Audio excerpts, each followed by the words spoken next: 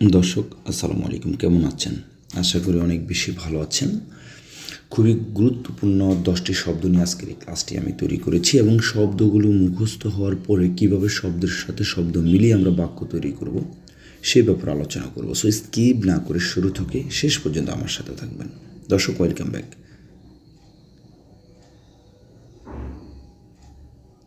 ভিডিওর শুরু থেকে আপনাদের প্রতি রিকোয়েস্ট, যদি ভালো লাগে অবশ্যই সাবস্ক্রাইব করতে ভুলবেন না। আর সাবস্ক্রাইব করলে আপনার জন্যই সুবিধা হবে, তাহলে পরবর্তীতে আমার যে কোনো ভিডিও সবার আগে আপনার মোবাইলে চলে যাবে।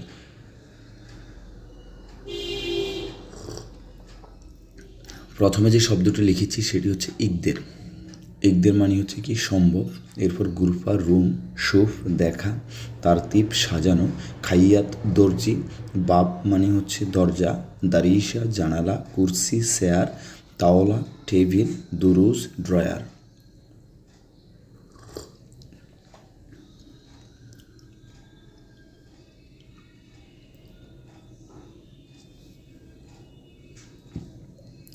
ইকদের মানে হচ্ছে সম্ভব। যেমন হচ্ছে দেখেন, আমি এই কাজটি করতে সম্ভব, আমরা কীভাবে বলতে পারি?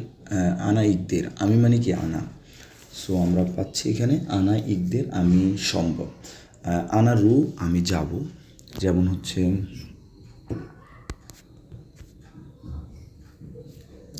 আনা মালুম, আমি জানি। আনা নুম, আমি ঘুমাচ্ছি। আনা ইকরা, আমি পড়তেছি। আনা আক্কেল, আমি খাচ্ছি। আনা মারিদ, আমি অসুস্থ। আনা তাবান, আমি দুর্বল। আনা রাসেল, আমি রাসেল। ঠিক আছে। আনা তবিব, আমি ডাক্তার। এইভাবে আমরা আনা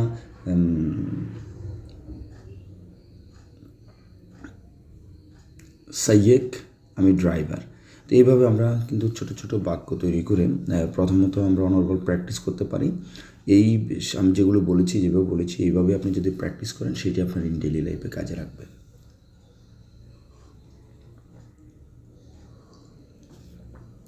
এখন দেখেন, আমি লিখেছি কি ইকদের। আনা ইকদের রু বাংলাদেশ। আনা ইকদের, আমি সম্ভব। হুয়া ইকদের, সেই তার দ্বারা সম্ভব বা সে পারবে। ইকদের মানে সম্ভব বা পারবে। আনা ইকদের রু বাংলাদেশ, আমি বাংলাদেশে যেতে পারবো। আনা ইকদের, আমার দ্বারা সম্ভব বা আমি সম্ভব বা আমি পারবো। সাউই, সাউই মানে করা। হাদা, এই। শগল মানে কাজ। হাদা শগল।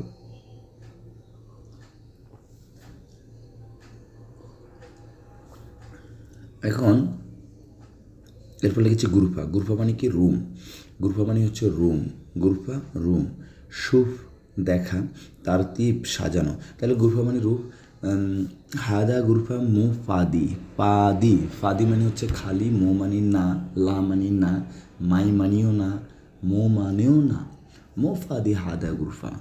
মু ফাদি হাদা সৈয়েরা। মো ফাদি হাদা সৈয়েরা। সৈয়েরা মানে হচ্ছে গাড়ি।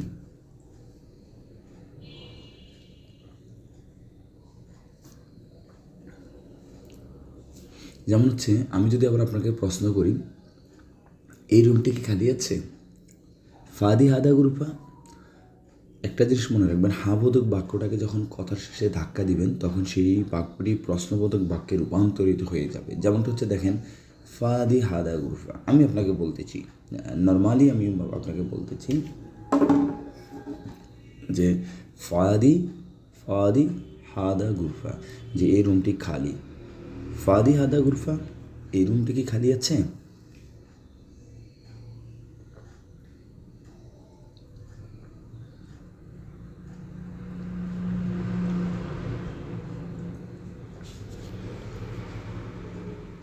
এখন উত্তরে আপনি বলতেছেন নাম। নাম মানে জি। নাম ফাদি হাদা গুরফা। নাম ফাদি হাদা গুরফা, জি এই গুরফাটি খালি আছে। জি এই রুমটি খালি আছে। হাদা গুরফা মু ফাদি, অথবা মু ফাদি, মু মানে না, ফাদি মানে খালি। মু ফাদি হাদা গুরফা, আপনি কাউকে বলতেছেন যে মু ফাদি হাদা গুরফা, যে এই রুমটি খালি নেই। আবার আমরা যদি এই হাবোধক বাক্যটাকে প্রশ্নবোধক করি, এই নাবোধক মুফাদি হাদা গুরফা মানে কথার শেষে ধাক্কা দিবেন তখনই সেটি প্রশ্ন হবে, আর নর্মালি বললে সেটা হাবোধক হবে। আমরা অনেক সময় এভাবে কিন্তু বলে থাকি, এই রুমটি কি খালি নেই? এই রুমটি কি খালি নেই? মুফাদি হাদা গুরফা।